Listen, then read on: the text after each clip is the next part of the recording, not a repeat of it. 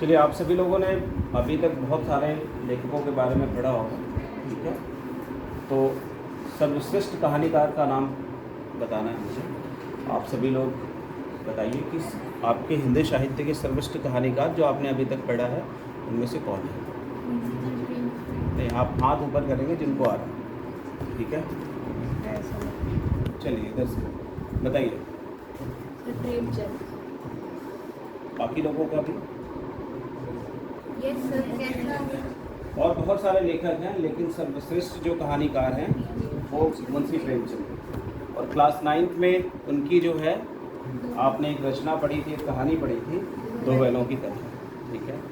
और प्रेमचंद ने बहुत सारे गद्य विधाएँ लिखी, कहानी लिखा, नाटक लिखा, निबंध लिखा, उपन्यास लिखा, और उन्होंने कुछ पत्रिकाओं का संपादन भी किया, ठीक है।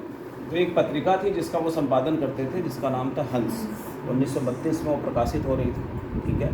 और आप सभी को पता होगा, जब आपने किसी हिंदी पत्रिका को पढ़ा होगा तो हिंदी पत्रिका में बहुत सारे विशेषांक होते हैं। आप जब पत्रिका के अंदर जाएंगे तो अलग अलग जगहों पे अलग अलग विशेष चीज़ों का, अलग अलग गद्य विधाओं का वर्णन होता है। कहीं कविता होती है, कहीं नाटक होता है, कहीं निबंध होती है, कहीं कहानी होता है, ठीक है, और कहीं कहीं आत्मकथा होता है, ठीक है।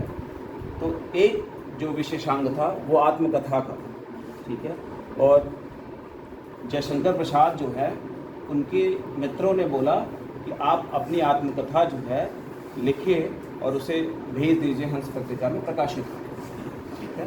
तो वो अपने मित्रों को अपनी आत्मकथा नहीं लिखने के बारे में बताते हैं और उनको विभिन्न तर्कों के माध्यम से वो पुष्ट करते हैं कि वो अपनी आत्मकथा क्यों नहीं लिखना चाहते,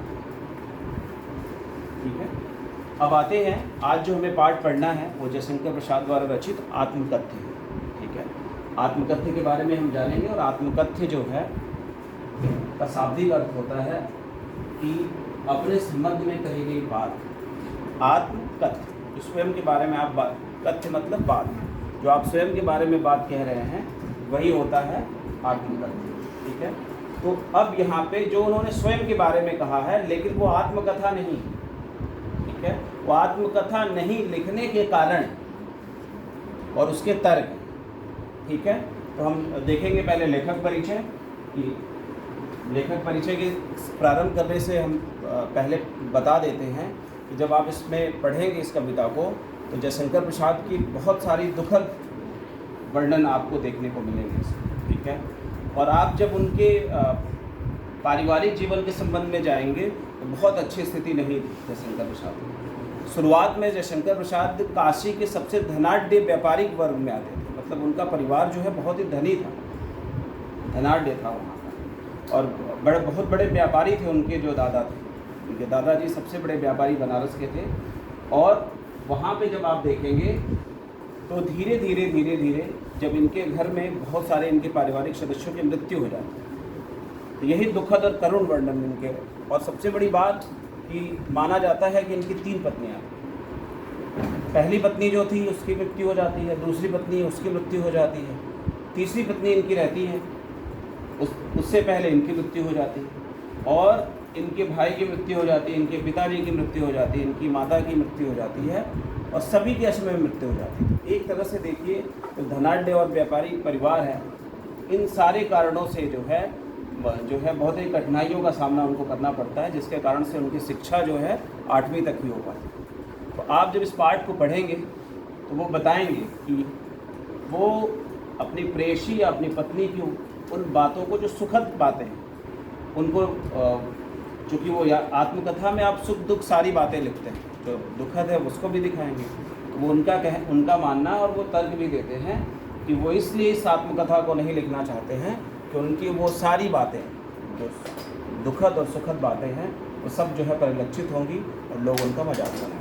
तो आते हैं कविता की तरफ। और ये इनके जीवन से संबंधित बातें हैं। उनका जन्म हुआ था 30 जनवरी 1889 में, उनकी मृत्यु हुई थी 15 नवंबर 1933 में। जन्मस्थान है काशी, उत्तर प्रदेश। और ये छायावाद के प्रवर्तक माने जाते हैं। छायावाद प्रारंभ करने से पहले हम आप लोगों से एक प्रश्न पूछना चाहते हैं, और आप बताएंगे हिंदी साहित्य इतिहास के काल विभाजन कितने भागों में बांटा गया? जो भी आपको गलत सही आ रहा है आप बताइए, ठीक है। कितने भागों में बांटा गया? ठीक है, मैं बता देता हूँ, आप सभी बता दीजिए। सर आदिकाल, रीतिकाल, भक्तिकाल, आधुनिक काल। बहुत अच्छा है। तो 4 भागों में बांटा गया है। आप आदिकाल है, ठीक है, भक्ति काल है, रीतिकाल है और आधुनिक काल है। आधुनिक काल के भी बहुत सारे भाग हैं, जिनमें से एक प्रमुख है छायावाद। इसका समय काल है 1918 से 1936, ठीक है। और बहुत सारे छायावादी कवियों को आपने पढ़ा हुआ है। तो 4 प्रमुख जो है छायावादी कवि हैं, जिनको छायावाद का स्तंभ माना जाता है, ठीक है। तो आप उनका नाम बता सकते हैं? ठीक है, बताइए। सर जयशंकर प्रसाद, सुमित्रानंदन पंत, सुभद्रा कुमारी चौहान, महादेवी वर्मा महादेवी वर्मा और सूर्यकांत त्रिपाठी निराला। ठीक है, बैठिए। सुभद्रा कुमारी चौहान जो है छायावाद से संबंधित नहीं है, ठीक है। तो 4 प्रमुख स्तंभ हो गए, आप सभी लोगों को पता चल गया, ठीक है। एक तो हैं जयशंकर प्रसाद, जिन्हें हमें पढ़ना है, महादेवी वर्मा, सुमित्रानंदन पंत और महादेवी वर्मा, ठीक है। हाँ, सूर्यकांत त्रिपाठी निराला। तो 4 प्रमुख स्तंभ जो आप लोगों को जानने हैं, लेकिन इसमें से प्रमुख हैं आपके जयशंकर प्रसाद, ठीक है। इनकी कविता आत्मकथन हम देखते हैं और आप ही लोगों में से कोई पढ़िए।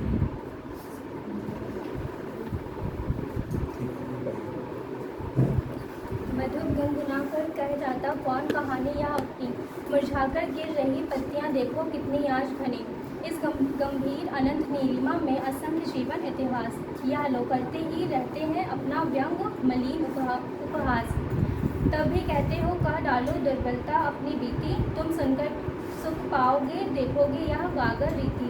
ठीक है, देखो जयशंकर प्रसाद ने, जब आप इस आत्मकथ्य पाठ को पढ़ेंगे तो इसमें बिंब विधान बहुत सारे, ठीक है।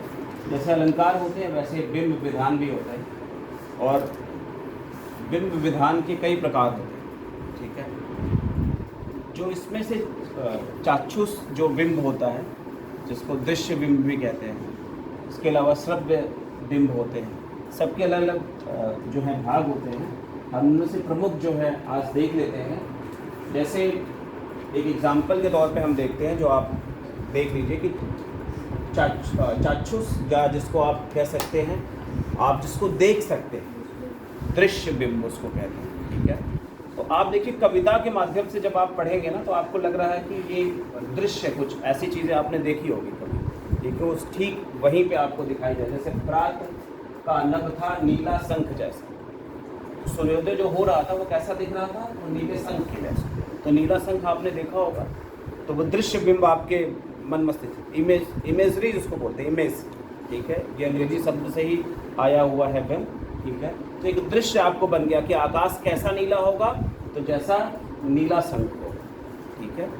ठीक उसी प्रकार से आप देखेंगे खरगोश की आंखों जैसा लाल सवेरा, तो आपने खरगोश की आंखें देखी होगी, तो कुछ उस तरह की जो आंखें हैं, उस तरह का सूर्योदय जो है, सुबह का जो है मौसम जो प्रातः काल का ऐसा दिखाई दे रहा है। तो ये दृश्य बिंब होते हैं, ठीक है।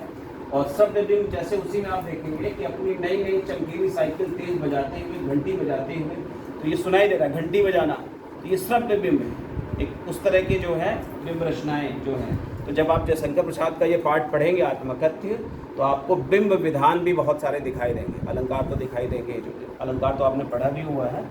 तो प्रारंभ करते हैं इस कविता के संबंध में।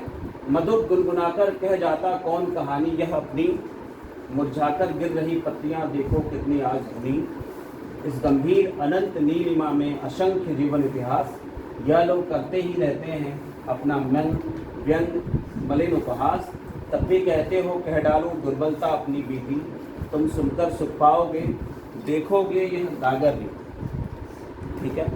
तो मधुर का मतलब आप सभी लोग को पता ही होगा, नहीं भी पता है तो आप सभी लोग, तो मैं यहीं पे अब बता देता हूँ सभी का। मधुर मतलब क्या होता है, भौरा होता है जो शाब्दिक अर्थ है, ठीक है। तो यहाँ मन रूपी भौरा है,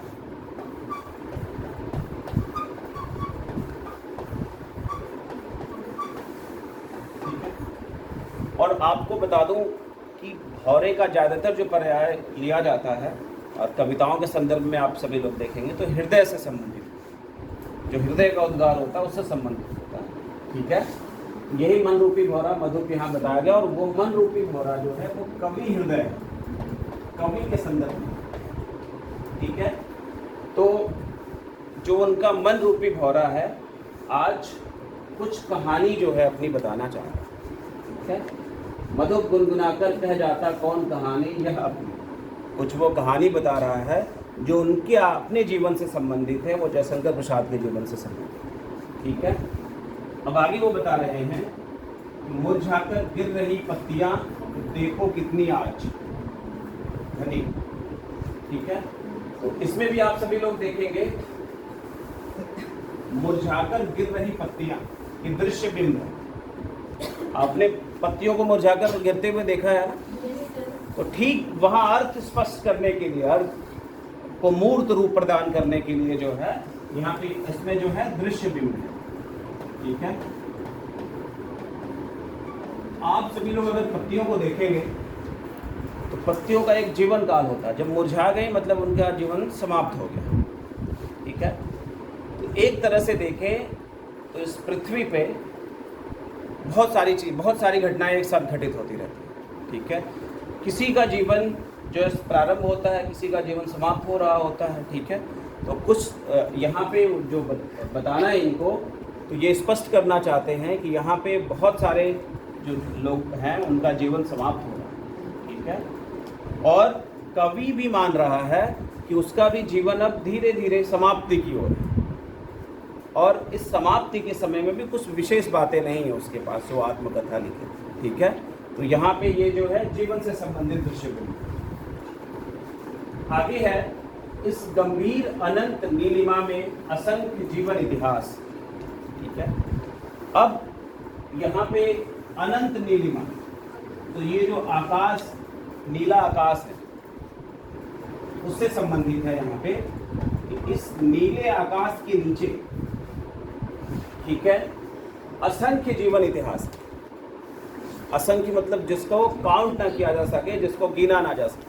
ठीक है, मतलब जिसकी गिनती ना की जा सके। तो आप देख लीजिए, अगर आपने इतिहास पढ़ा होगा, और ये एक तरह से कोरिलेट भी आप कर सकते हैं, इतिहास की परिप्रेक्ष्य में आप देख सकते हैं। तो हमारा इतिहास, अगर भारतीय इतिहास आप सभी लोग देखेंगे तो भारतीय इतिहास में बहुत सारे पराक्रमी वीर और योद्धा और बहुत सारे महान क्रांतिकारी लोग हुए।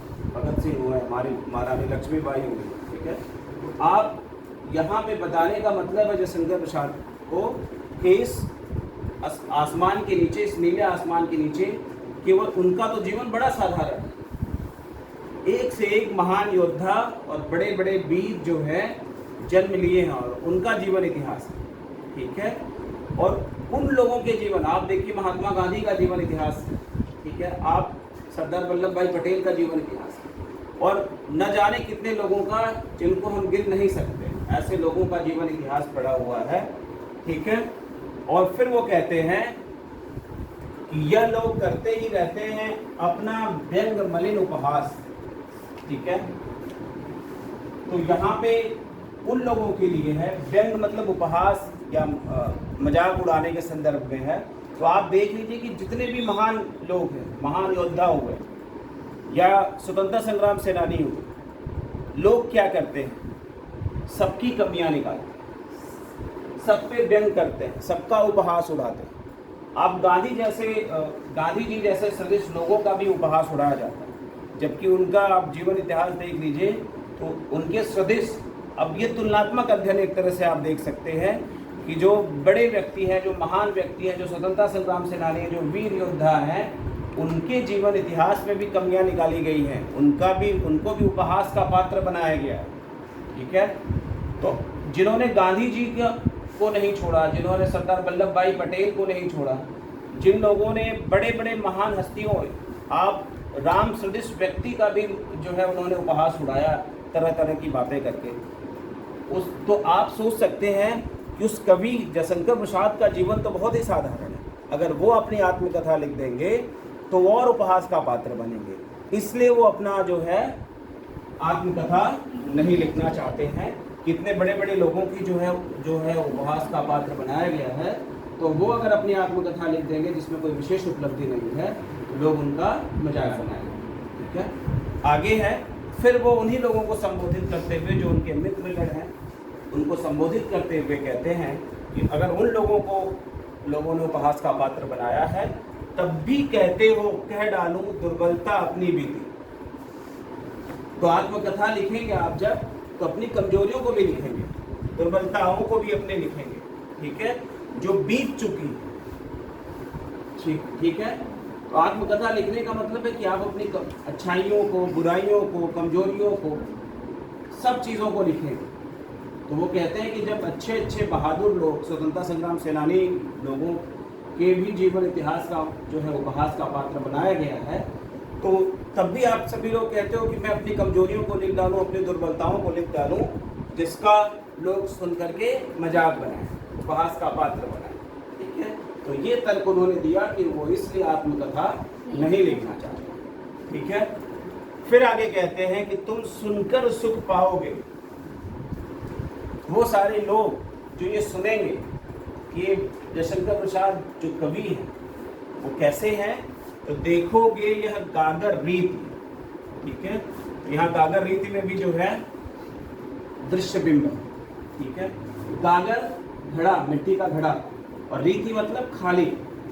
ठीक है, तो यहाँ कहते हैं कि तुम लोग जब ये जानोगे, या वो लोग जो कह रहे हैं, या जो आत्मकथा लिखने के लिए मुझे कह रहे हैं, वो सारे लोग अगर देखेंगे कि इसका जीवन जो है वो गागर के समान खाली है, तो और ज़्यादा वो आनंद पाएंगे, सुख पाएंगे, और वो उपहास बनाएंगे। इसलिए जो है वो आत्मकथा नहीं लिखना चाहते। ठीक है, तो आप लोगों में से भी एक लोग आएंगे और इसको बताएंगे जो भी उनको समझ में आए।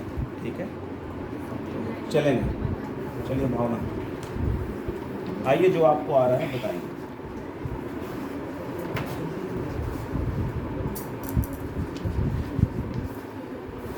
चलिए।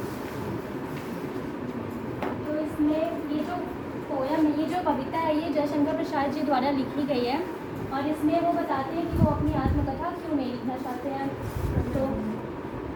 तो पहले मधुर गुनगुना कर कह जाता कौन कहानी या अपनी। तो इस पहली लाइन में है, देखो मधुर मतलब होता है भौरा, और यहाँ जो है मधुर का अर्थ है भौरा, और यहाँ जो भौरा है वो मन रूपी, और ये जो मन है वो जयशंकर प्रसाद जी का मन है, मतलब उनका मन रूपी भौरा है मधुर। और इसमें वो बोल रहे हैं कि उनका मन जो है वो गुनगुना रहा है कुछ कहने को, कुछ कहानी लिखने को कह रहा है उनका मन। और फिर बोलते हैं मुरझाकर गिर रही पत्तियां देखो कितनी आज घनी। वो बोल रहे हैं कि जैसे जो भी व्यक्ति होते हैं उनका कभी ना कभी वो मतलब उनकी मृत्यु होती है। जैसे कभी भी कोई भी पेड़ से पत्तियां जो होती हैं वो भी समाप्त होती हैं, वो मुरझा जाती हैं और फिर वो गिरने लगती है। तो वो बोल रहे हैं कि वो उनकी जो समाप्त उनका जो जीवन है वो मृत्यु के समाप्ति के पास आ गई है।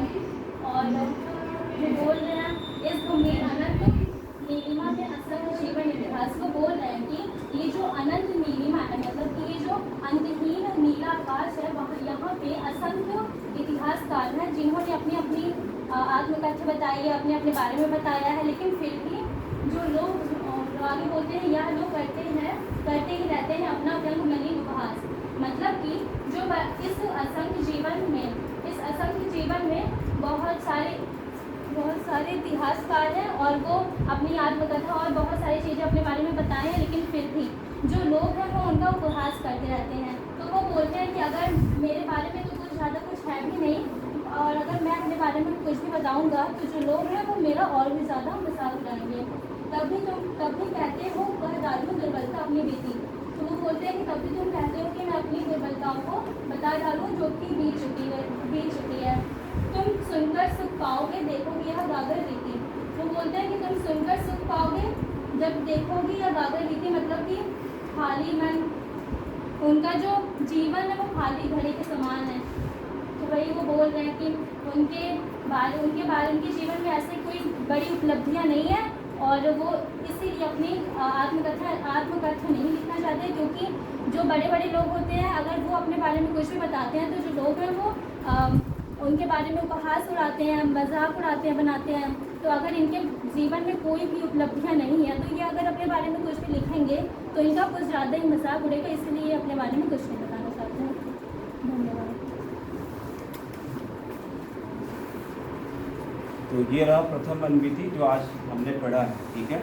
इसके जो शब्दार्थ हैं वो हमने आपको बता ही दिए हैं वहाँ पे, और इसको नोट कर लेंगे आप सभी लोग। अब आते हैं कुछ आपने जो समझा अभी तक उसको आधार बना करके कुछ प्रश्न पूछ लेते हैं आप सभी लोगों से। जो लास्ट लाइन आपने देखा गागर रीत, ठीक है, तो गागर रीत इससे क्या तात्पर्य है? जो खाली जीवन। हाँ, जिनसे पूछे के बताएंगे, ठीक है। बॉयस की तरफ से एक बताए, ये भी बता, हाँ ठीक है। तो अब ठीक है, बैठिए, बहुत अच्छा। गागर रीत यहाँ पे जो है सबसे बड़ी बात विशेष उपलब्धियों का न होने का, ठीक है, कि उनके जीवन में कोई विशेष उपलब्धियां नहीं, इसीलिए वो अपनी आत्मकथा नहीं लिखते। कि बहुत सारे ऐसे व्यक्ति हैं जिनकी बहुत सारी उपलब्धियां हैं, वो अपने बारे में लिखे। हमारे जीवन में तो कोई विशेष उपलब्धि है ही नहीं, इसलिए मैं अपनी आत्मकथा क्यों लिखूं, ठीक है। तो ये रहा इसमें, तो आप सभी लोग इसको ध्यान में रखेंगे और इसका भावार्थ जो है वो आप लोग गृहकार्य में लिखेंगे, ठीक है। धन्यवाद।